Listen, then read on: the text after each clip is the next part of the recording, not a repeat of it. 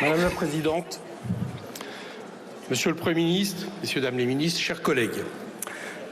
Monsieur le Premier ministre, nous faisons aujourd'hui l'histoire. Vous, parce que vous allez être le seul Premier ministre à être censuré depuis Georges Pompidou en 1962. Moi, parce que j'ai l'honneur de porter cette motion de censure.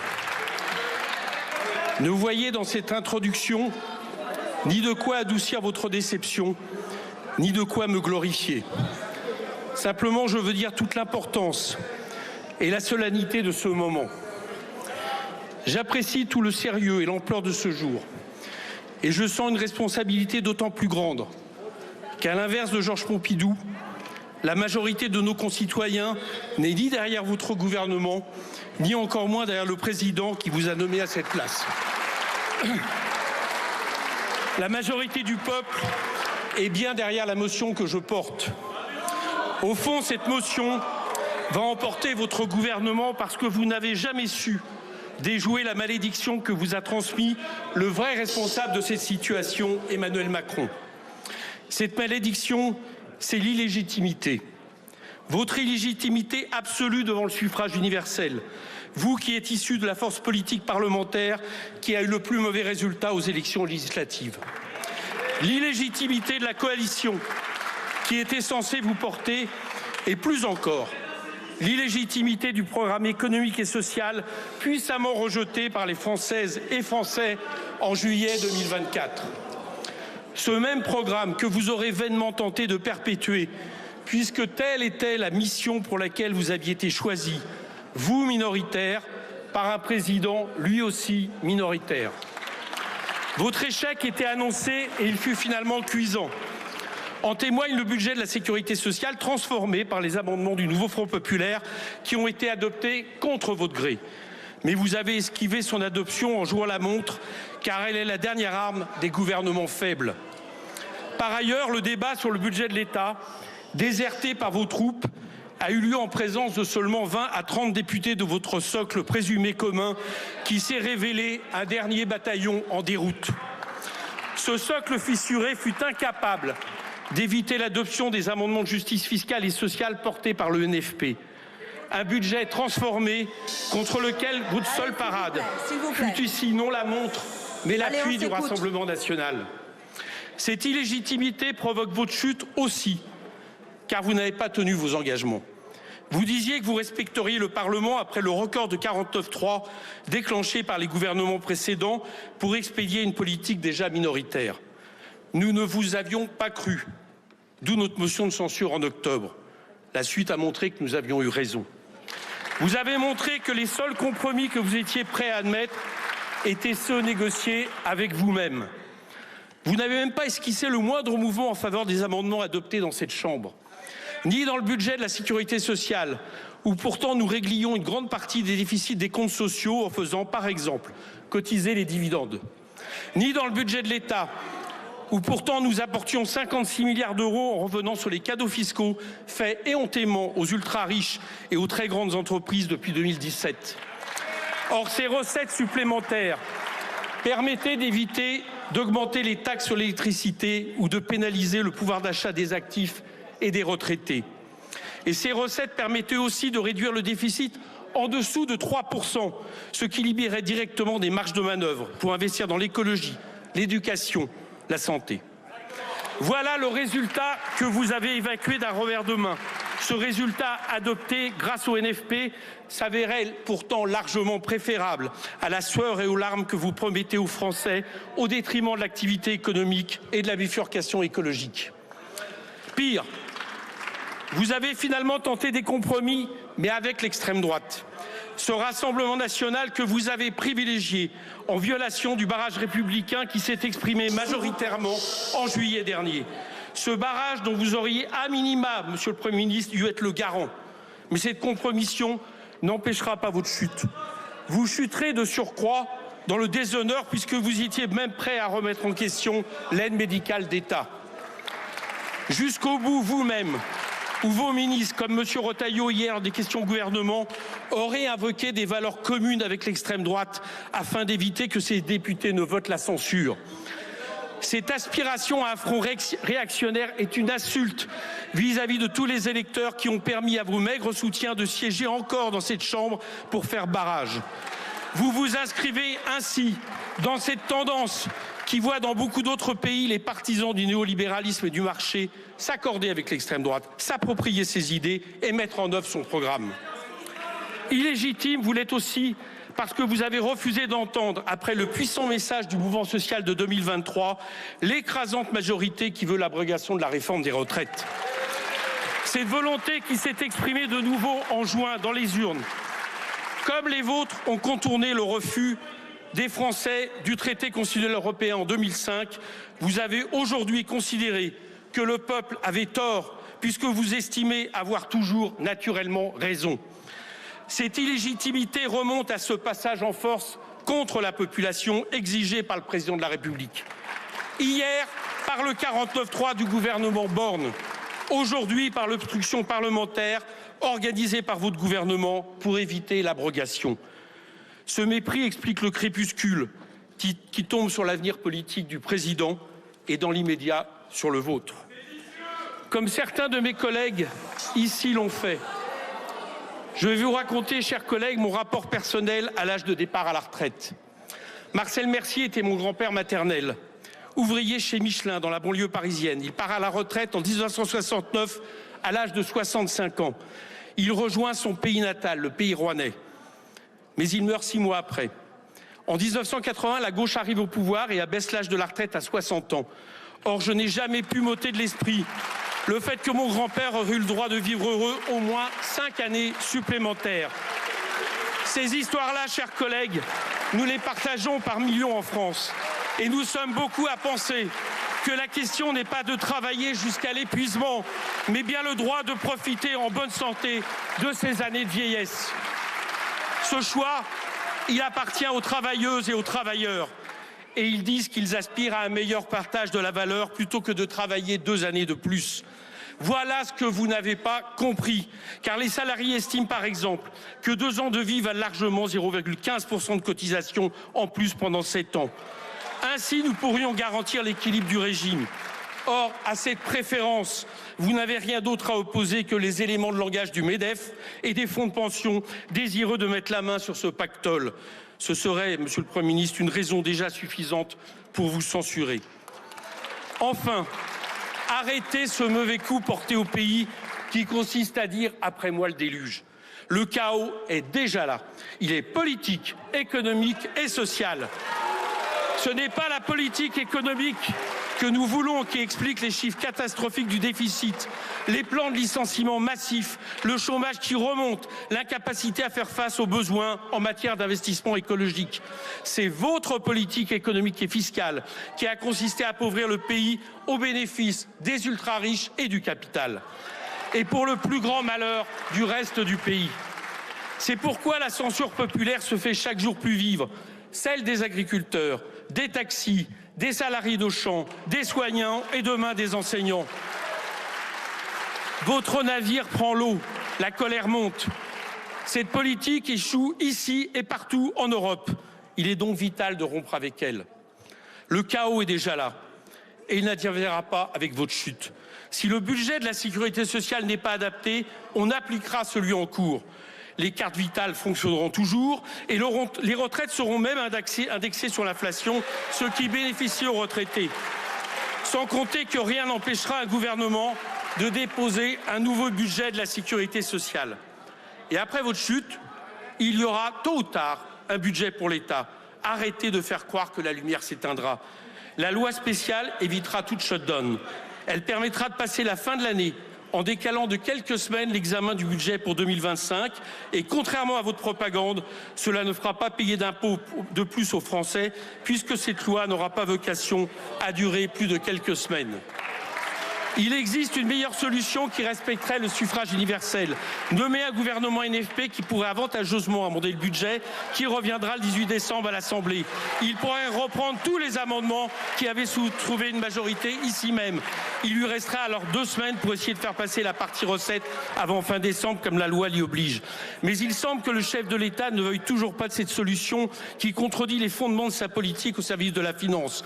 Voilà pourquoi se posera à nouveau et rapidement la question de la sortie de cette impasse. Cette sortie de crise passera par le suffrage populaire. Elle ne pourra attendre juillet et doit concerner le responsable de tous ces chaos. J'ai nommé le président de la République. Aujourd'hui, nous votons la censure de votre gouvernement, mais plus que tout, nous sonnons le glas d'un mandat, celui du président. Collègues, notre main n'a pas à trembler. Je vous incite à censurer ce gouvernement. En ce jour, ouvrons un avenir, la promesse d'une aube après le crépuscule. Merci beaucoup.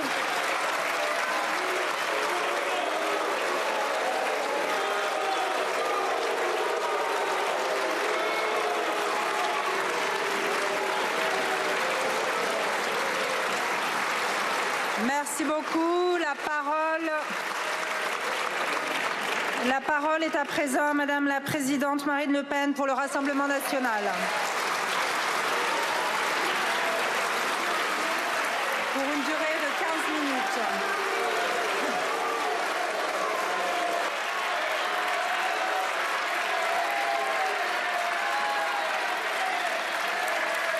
Madame la Présidente, Monsieur le Premier ministre, Mesdames et Messieurs les ministres, chers collègues. Allez, silence, s'il vous plaît. Nous voilà arrivés au moment de vérité, un moment parlementaire inédit depuis 1962 qui va sceller, selon toute vraisemblance, la fin d'un gouvernement éphémère, un gouvernement de circonstances et finalement d'apparence. Monsieur le Premier ministre, dès votre nomination à Matignon, le Rassemblement national avait fait un choix responsable, transparent et loyal. Vous prendre au mot lorsque vous vous disiez prêt à construire un texte garantissant, je vous cite, des dépenses maîtrisées, un effort juste et une France souveraine, et à tenir compte des attentes légitimes de nos 11 millions d'électeurs pour atteindre ces 3 objectifs. Nous avons voulu croire, manifestement à tort, que vous ne seriez pas le simple continuateur d'un système rejeté lors des dernières élections, mais un bâtisseur sincère, conscient des souffrances du pays, capable d'appréhender les nouveaux équilibres politiques et de rendre enfin la parole à ces millions de Français ignorés comme effacés de l'esprit des gouvernants. Mais au fil de ces 3 petits mois, il est apparu que vous étiez en réalité à la tête d'un gouvernement dépourvu de toute assise démocratique, y compris au cœur de votre soi-disant socle commun, un socle par ailleurs miné par les ambitions personnelles et les manœuvres de couloir qui le rongent. L'Assemblée nationale va très vraisemblablement censurer dans quelques minutes cette illusion d'optique. Vous vous êtes dit surpris de cet épilogue. Ce qui est surprenant dans cette affaire, c'est la surprise d'un Premier ministre qui sait mieux que nous que c'est dans ses rangs que l'intransigeance, le sectarisme et le dogmatisme lui ont interdit la moindre concession, ce qui aurait évité ce dénouement. Monsieur le Premier ministre, vous avez fait le choix de prolonger l'hiver technocratique dans lequel est plongée la France depuis l'élection d'Emmanuel Macron en 2017. La déconnexion des attentes démocratiques, la verticalité des décisions, le refus des consultations et des compromis, en somme, le respect de la volonté du peuple français en matière migratoire, sécuritaire ou fiscale, ou en matière de construction européenne, et ce malgré les résultats sans appel des élections de juin et juillet dernier. Rien d'étonnant dans ces conditions à ce que ce budget s'inscrive dans la continuité des 50 derniers qui l'ont précédé, des budgets de déficit chronique et de gaspillage qui ont porté notre dette à un niveau jamais atteint, 3 300 milliards, dont la facture est invariablement présentée aux Français, sommés d'éponger ces errements. Depuis 50 ans, la France a perdu le contrôle de ses finances publiques. Elle s'est rendue prisonnière de ces budgets qui obèrent désormais son avenir, celui de nos enfants et même de nos petits-enfants. Ils n'ont pas seulement découragé le travail, mais la création de richesses, pas seulement la volonté d'entreprendre, mais la possibilité de le faire. Ce budget ne s'attaque pas seulement à la France, il prend en otage les Français, et singulièrement les plus vulnérables. les retraités modestes, les personnes malades, les travailleurs pauvres, les Français considérés comme trop riches pour être aidés, mais pas assez pauvres pour échapper au matraquage fiscal. Ces Français qui se posent tous une unique question: où va l'argent? Car comme nous, ils constatent cet extravagant paradoxe. Toujours plus d'impôts et pourtant toujours moins de services publics, toujours moins de protection sociale. Dans ce contexte de crise budgétaire et institutionnelle, nous vous avons proposé un contre-budget traduisant 5 choix politiques clairs. Rendre du pouvoir d'achat aux Français, défendre les entrepreneurs, lutter contre les rentes, la spéculation et la fraude, dégraisser l'État et le recentrer sur ses missions régaliennes, stopper les dépenses contraires à la volonté populaire. Vous avez refusé jusqu'au bout de retenir ne serait-ce qu'une partie raisonnable mais essentielle de ces mesures, pourtant détaillées et chiffrées.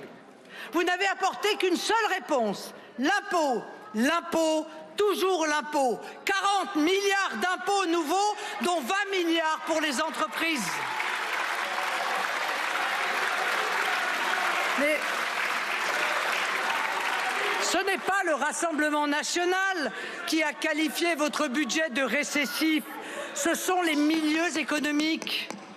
Vous avez même refusé de soutenir l'indexation des retraites sur l'inflation, mesure qui, il y a quelques mois, était un marqueur, voire une ligne rouge du soi-disant socle commun. En fait, les seules lignes rouges qui ont été abandonnées depuis 3 mois, ce sont finalement celles de vos députés. Je voudrais rafraîchir ici, d'ailleurs, la mémoire de certains d'entre eux, car ils semblent comme frappés d'amnésie générale. Messieurs Wauquiez et Attal, au hasard, qui pêle-mêle nous affirmaient qu'il y aurait une règle d'or pour revaloriser chaque année les retraites à hauteur de l'inflation, ou qu'il n'y aurait aucune augmentation d'impôts pour les Français. Le tout a été admirablement résumé par l'une de vos députées devenue depuis ministre de votre gouvernement.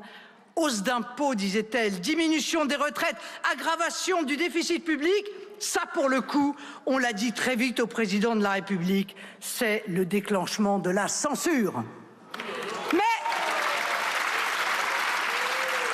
le budget que nous rejetons aujourd'hui ne fait pas que renier vos promesses. Il ne comporte ni cap ni vision.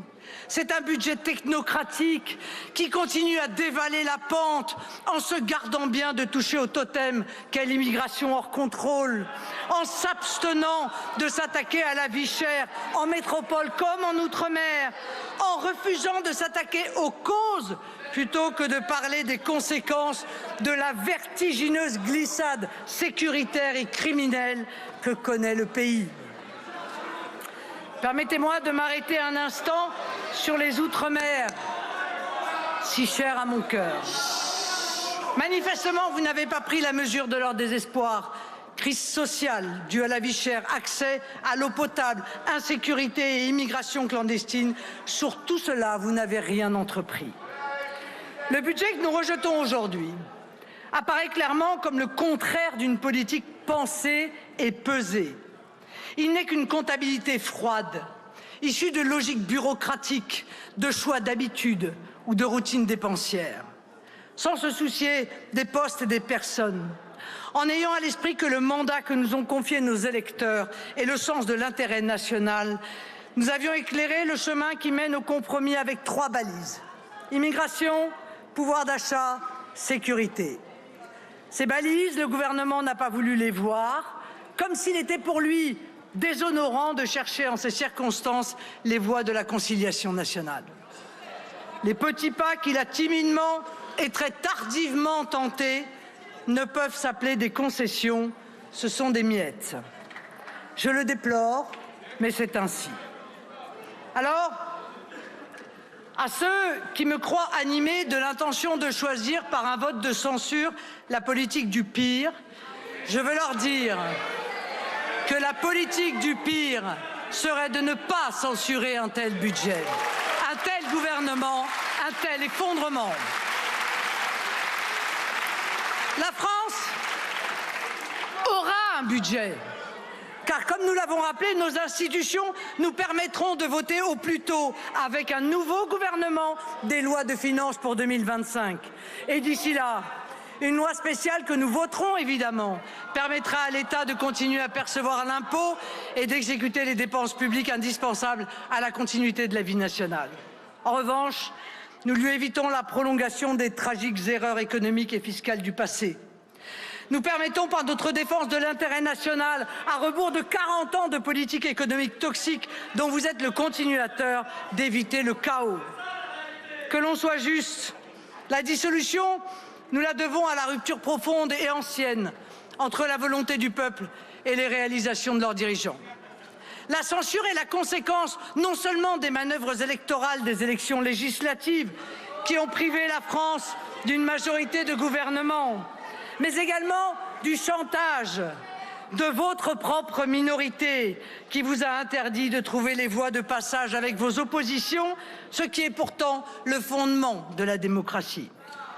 Enfin, la situation de notre pays, nous la devons aussi à un président qui s'est ingénié sans discontinuer à déconstruire tout ce qu'il pouvait. Le Quai d'Orsay, la préfectorale, la police judiciaire, le droit à la retraite, l'assurance chômage, la SNCF, la souveraineté nationale, les fleurons de notre industrie, et cette liste n'est pas exhaustive. Emmanuel Macron s'est attaqué depuis 7 ans à tous les murs porteurs de l'État et de la nation et a terriblement affaibli la fonction présidentielle, clé de voûte de l'édifice institutionnel français. Parce qu'une logique constitutionnelle le commande. En attendant que le peuple reprenne la parole et la main, c'est au chef de l'État et à lui seul qu'il appartiendrait de sortir le pays de cette pathétique ornière. Je le dis ici, j'ai trop de respect pour la fonction suprême, de déférence à l'égard de nos institutions, de révérence vis-à-vis du suffrage universel pour participer à une quelconque entreprise, même parlementaire, de demande de destitution. Je laisse cela aux tchéguévaristes de carnaval qui, sans nul doute, se reconnaîtront.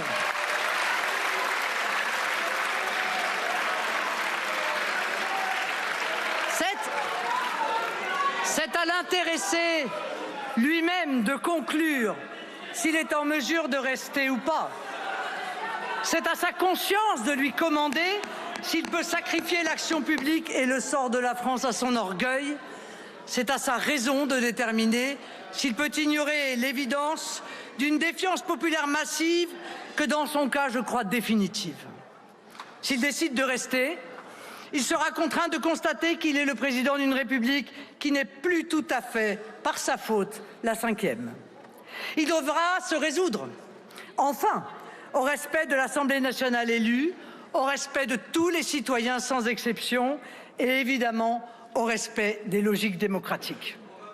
Alors, mes chers collègues, aujourd'hui où la censure nous apparaît comme une nécessité pour mettre fin au chaos, pour éviter aux Français un budget dangereux, injuste et punitif qui, de surcroît, aggrave les déficits, les institutions nous contraignent à mêler nos voix à celles de l'extrême gauche.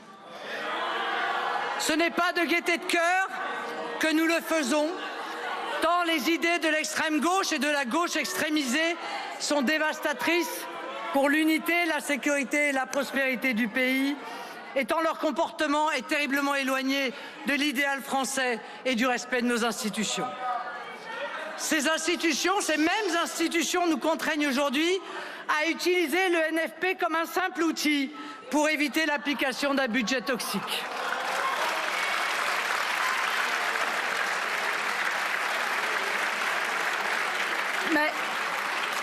Mais contrairement à ce que vous avez fait en juin dernier, nous ne les envisagerons jamais comme des alliés. Car les Français n'oublieront pas que si tant de députés insoumis siègent sur ces bancs, c'est grâce au désistement des candidats macronistes et LR. Si tant de députés macronistes et LR siège sur ces bancs, c'est grâce au désistement de candidats insoumis, n'est-ce pas, Monsieur Wauquiez? Quoi qu'il advienne, le Rassemblement national se tiendra prêt pour ouvrir au pays la voie du redressement qui l'attend. C'est la vocation même de la France, d'ailleurs, de renouer avec le sursaut et la grandeur. Je veux dire à ceux qui souffrent et qui désespèrent que le temps n'est plus très loin, avant que ne se profile la grande alternance, cette grande alternance que nous appelons de nos vœux et qui sera synonyme pour tous les Français de délivrance. Ce jour viendra bientôt, peut-être très vite. Ce sera là le véritable choc d'espérance qu'attend la France. Je vous remercie. Merci beaucoup.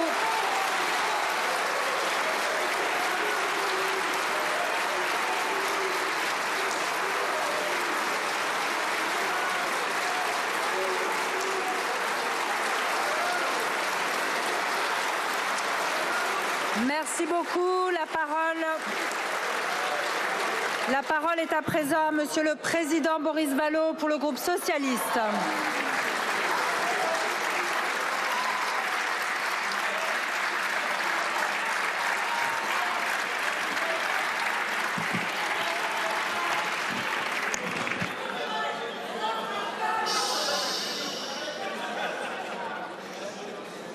Madame la Présidente, Monsieur le Premier ministre, Mesdames et Messieurs les ministres, chers collègues, c'est avec gravité que je me présente devant vous, dans un sentiment mêlé de colère, de déception, d'inquiétude et avec une totale incompréhension.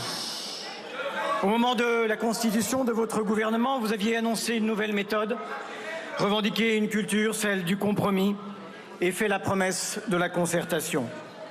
Vous nous aviez également assuré au moment de son dépôt que votre projet de budget de la sécurité sociale était perfectible. Nous vous avons pris au mot, soucieux de l'intérêt général, de l'intérêt de la France et des Français, désireux de faire vivre ce parlementarisme auquel nous sommes attachés. Dans la fidélité aux engagements pris devant nos électeurs, nous avons, avec les groupes écologistes, GDR et de la France Insoumise, mais également, en quelques autres occasions avec d'autres, voulu améliorer votre budget de la sécurité sociale, en partant des besoins des Françaises et des Français, en défendant quelques principes simples, exonérer les classes populaires, les malades et les retraités des efforts d'économie demandés, soutenir l'hôpital à la peine et les hôpitaux exsangues avec des ressources nouvelles, faire de la prévention une priorité pour améliorer durablement la santé des Français, répondre enfin aux défis du grand âge alors que nous attendons depuis 8 ans une loi jamais présentée. Nous avons en commission et dans cet hémicycle défendu ce chemin, cherchant pas à pas des compromis et posant devant chaque dépense nouvelle ou chaque économie que nous récusions des prélèvements sociaux justes, équilibrés, efficaces sur le plan sanitaire, économique, social. Vos prédécesseurs, il faut le dire, vous ont privé de 40 milliards de cotisations par an depuis 2017. Monsieur le Premier ministre, à aucun moment, vous nous avez laissé améliorer votre projet. Il est injuste et inefficace. Il fait payer les malades, appauvrit les retraités, fragilise l'hôpital et ne prépare pas le pays aux défis de la société du vieillissement. Vous nous avez refusé la possibilité d'aller au bout de son examen et êtes demeuré obstinément sourd aux propositions encore formulées lors de la CMP. Nous n'avons jamais, pour ce qui nous concerne, été dans le tout ou rien. À aucun moment, aucun, vous n'êtes entré en dialogue avec l'opposition de la gauche et des écologistes, ni n'avez donné suite à aucune de nos propositions, que ce soit à l'occasion du débat parlementaire que vous avez déserté, ni à la suite des courriers que nous vous avons adressés et demeurés sans réponse, ni lors de notre récente entrevue, à votre invitation pourtant. Lors de cette entrevue, vous avez eu cette confidence saisissante. Je connais vos propositions, certaines sont intéressantes, mais je ne peux pas prendre le risque de fracturer mon socle commun. Toute votre énergie était donc consacrée à apaiser les ambitions de M. Attal, à contenter M. Wauquiez, à vous assurer de la bienveillance de Mme Le Pen. Je comprends que c'est d'abord entre eux et avec eux qu'il vous a fallu trouver des compromis. Cette motion de censure, c'est d'abord votre échec, l'échec de la méthode Barnier, elle n'aurait été en définitive qu'un bruit qui court. Mais il y a plus grave. Le 7 juillet dernier, des femmes et des hommes, unis dans l'idéal d'une république laïque, sociale, fraternelle, épris de justice et de démocratie, comme à chaque fois que l'histoire l'exige, se sont retrouvés pour défendre l'essentiel et empêcher l'arrivée de l'extrême droite au pouvoir. Les députés, vous, chers collègues, élus par l'élan démocratique de ce front républicain, n'étaient tenus que par une seule promesse, une seule loyauté, un seul engagement, ne rien céder à l'extrême droite. Pourtant, Monsieur le Premier ministre, c'est avec le seul Rassemblement national que vous avez engagé des discussions, qui, loin de se borner aux questions budgétaires, cède aux plus viles obsessions de l'extrême droite. Une nouvelle loi immigration après la débâcle politique et morale de l'an dernier et une réforme de l'aide médicale d'État pendant des semaines. Et hier soir encore à la télévision, vous êtes enfermés dans un tête-à-tête humiliant avec elle. Monsieur le Premier ministre, il est manifestement devenu plus convenable de parler avec l'extrême droite qu'avec la gauche. Et nous ne pouvons nous résoudre à cela, comme nous ne pouvons nous résoudre à la trahison du front républicain qui justifie à elle seule cette motion de censure. Et je m'adresse à vous, collègues du socle commun. N'êtes-vous vraiment pour rien dans ce qui se joue? Cette censure, ne sentez-vous pas qu'elle est aussi la vôtre? La censure de votre désertion, la censure de votre silence, la censure de votre défense obstinée d'une politique qui a échoué et que les électeurs ont rejetée. Vous n'avez été définitivement que dans la défense du bilan. Tout le bilan, rien que le bilan d'Emmanuel Macron. Cette motion de censure, ceux qui la déposent prennent en effet la responsabilité d'affirmer leur capacité de gouverner. Et nous revendiquons à gauche de gouverner et de nous engager sur les chantiers prioritaires que nous avons défendus avec le nouveau Front populaire devant les électeurs. Mais je sais aussi que le vote des Français n'a pas dessiné de majorité au sein de l'Assemblée. Nous en avions même pris acte en août dernier dans un courrier signé par l'ensemble des présidents du groupe du nouveau Front populaire auquel vous n'avez jamais répondu. Nous nous faisions déjà les garants d'une nouvelle méthode et de la recherche de majorité texte par texte. Certains redoutent le changement d'alliance. Je les rassure, nous plaisons le changement de méthode. Un chemin de dialogue et d'action concrète avec les seules forces républicaines, ce chemin que le Premier ministre n'a pas trouvé. C'est le contrat, je le dis, qui nous lie à nos électeurs qui espèrent de la gauche un changement dans leur vie. Je pense aux chômeurs, aux sacrifiés des plans sociaux qui viennent, aux agriculteurs, aux artisans, aux travailleurs précaires. Je pense aux chômeurs, aux jeunes, aux familles en grande difficulté accablées par votre budget, aux fonctionnaires, aux enseignants, aux soignants, dont les conditions de travail vont se dégrader, à tous ces Français modestes d'Hexagone et de l'Outre-mer qui peinent à envisager l'avenir écrasé par le poids du quotidien, aux classes populaires qui ont conscience de leurs intérêts, qui ne peuvent se payer le luxe d'attendre la délivrance d'une hypothétique nouvelle élection, qui savent qu'un pas en avant vaut mieux que 1000 programmes et préfèrent l'action même imparfaite au verbe s'il est impuissant.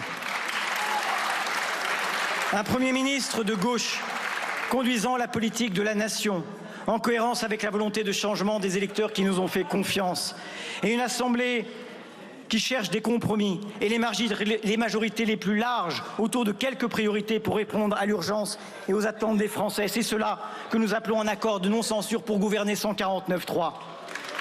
Nous pouvons convenir ensemble, tout président de groupe ayant bénéficié du Front républicain, d'un accord de méthode pour y parvenir.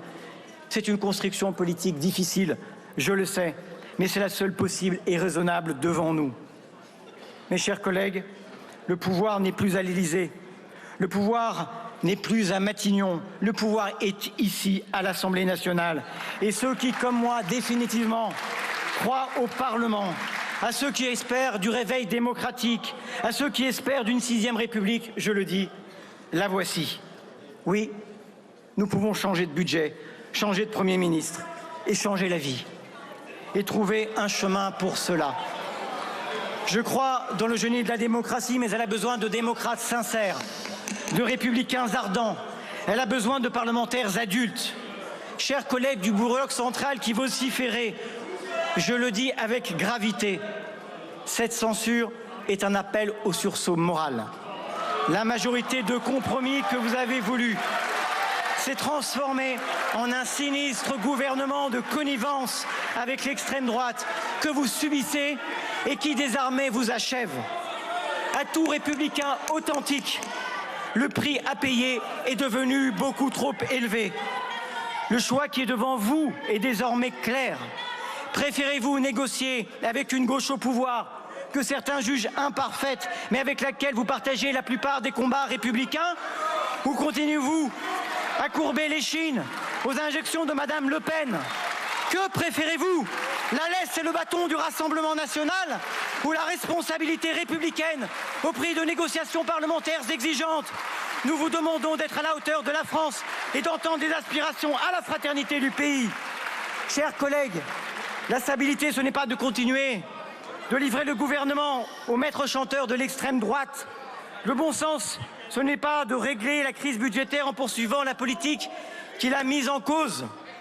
Cette motion de censure n'est pas une fin en soi. Notre responsabilité est de présenter une issue et des solutions. Je les ai esquissées. Les socialistes y prendront leur part. Nous pouvons sur cette base nous retrouver dès demain. Cette motion de censure n'est pas non plus un outil qui vise à la déstabilisation et au chaos institutionnel. Cette motion de censure c'est pour retrouver le chemin du progrès, du dialogue républicain, pour donner à la France un budget juste. Et aux Français, cette motion, c'est pour gouverner sans plus jamais négocier avec l'extrême droite. C'est pour donner au gouvernement stable à la France, un gouvernement qui a besoin de légitimité pour exercer son autorité et ne pourra la trouver que de cette Assemblée.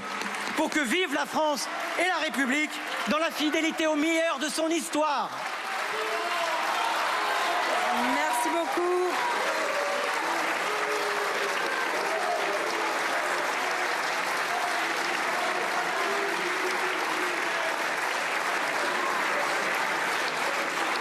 Merci beaucoup. La parole est à présent à Monsieur le Président Laurent Wauquiez pour le groupe Droite républicaine pour une durée de 15 minutes.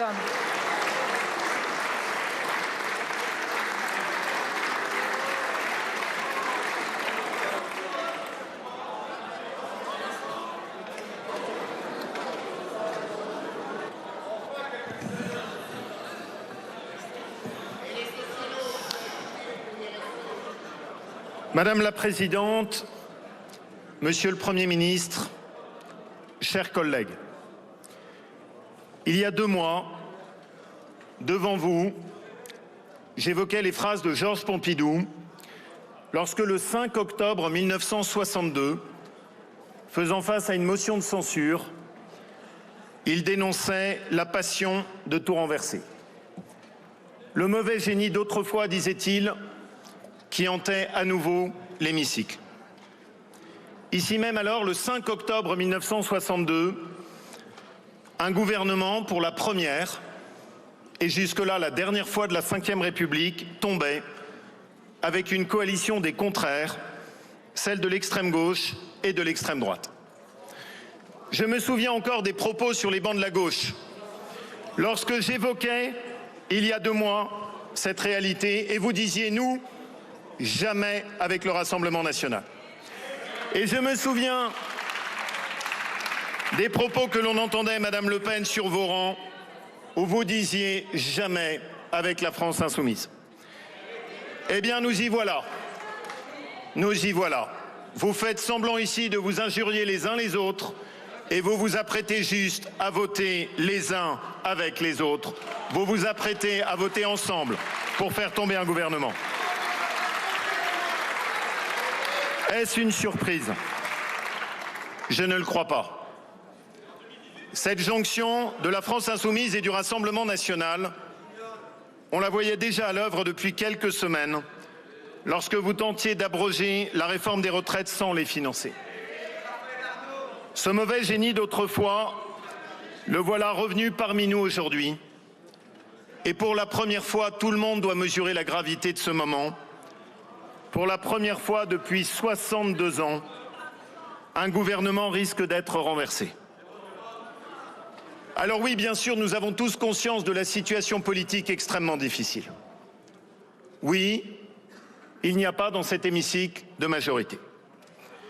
Oui, bien sûr, la France traverse une situation trouble et confuse.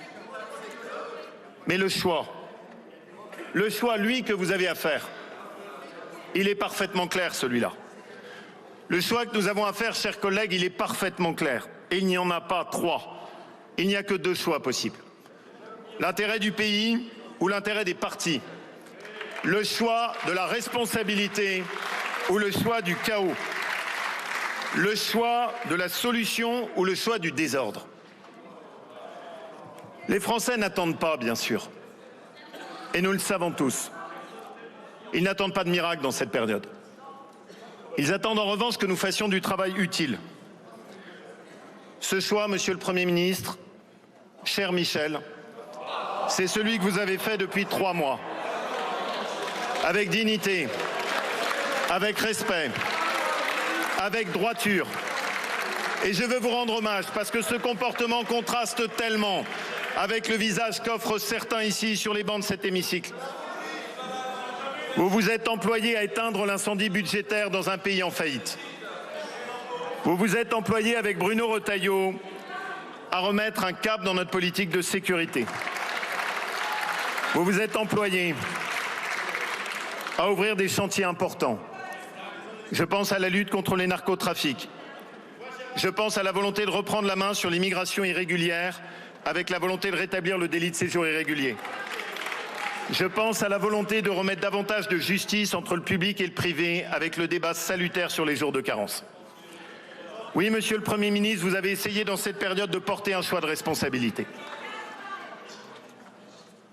Avec les parlementaires de la droite républicaine, avec Mathieu Darnaud et la majorité sénatoriale, nous avons fait aussi ce choix de responsabilité en vous soutenant.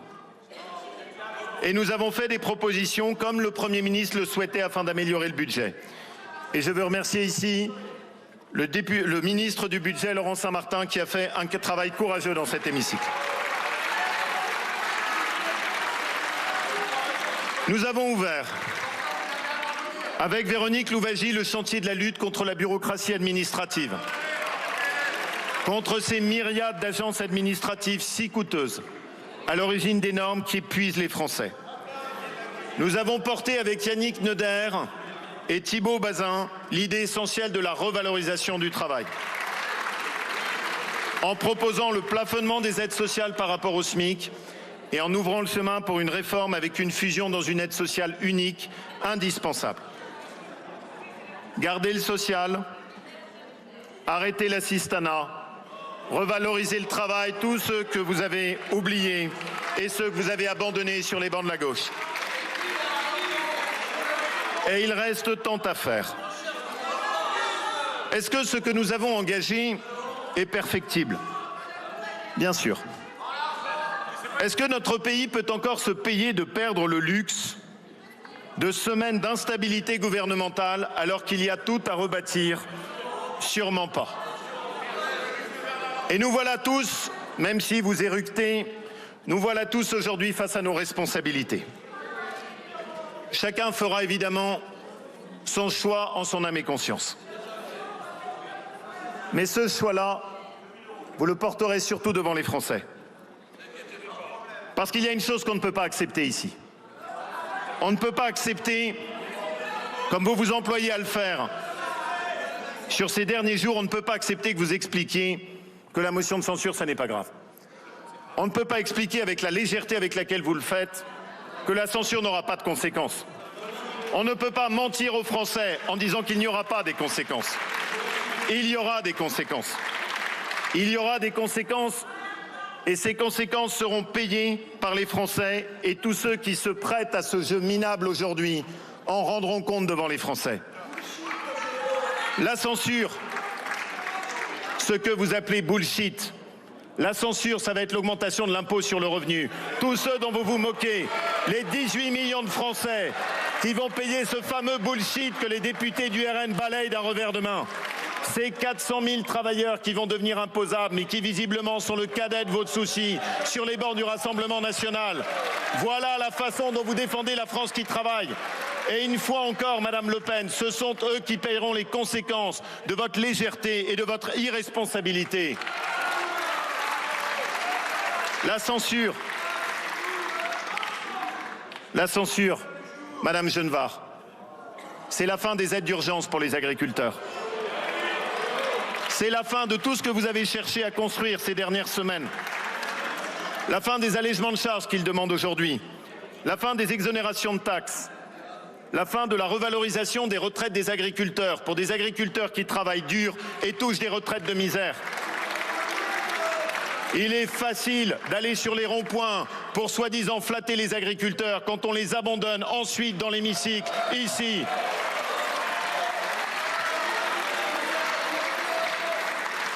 La censure, c'est la fin du plan d'urgence pour sauver nos maisons de retraite de la faillite. La censure, c'est l'abandon du cumul emploi-retraite qui permettrait de lutter contre la désertification médicale. La censure, et ça vous gêne, c'est renoncer aux augmentations d'effectifs de gendarmes, de policiers, de magistrats, si indispensables quand la sécurité doit être notre priorité.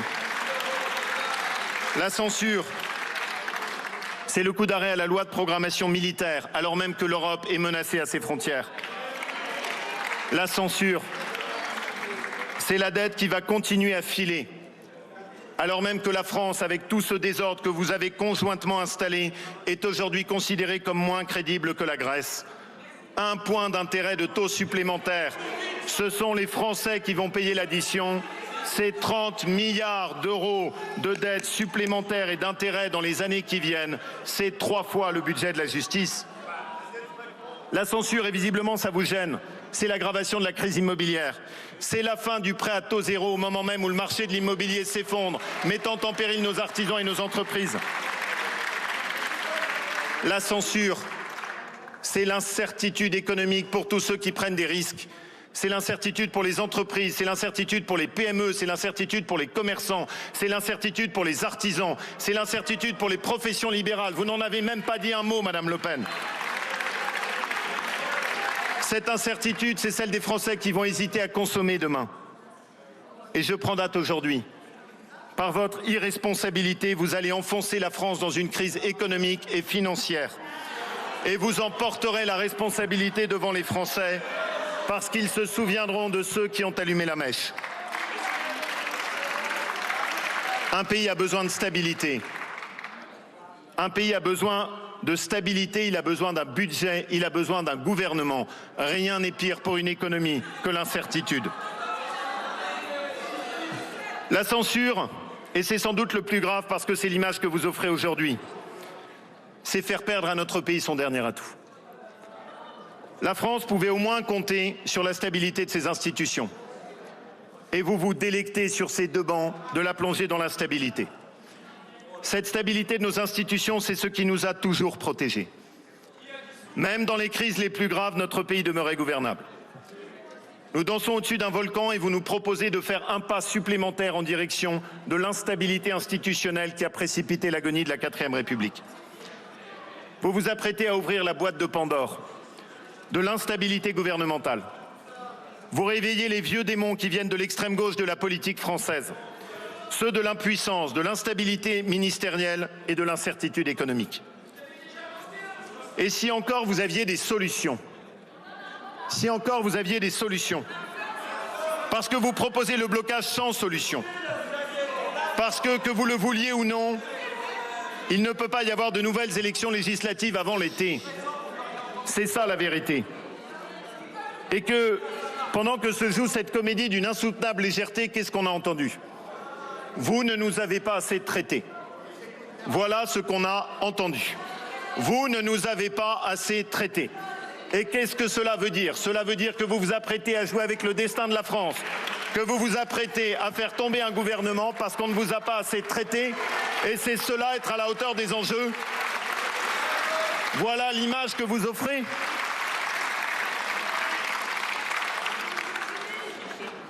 Alors je n'oublie rien de la responsabilité qui est celle de la France insoumise.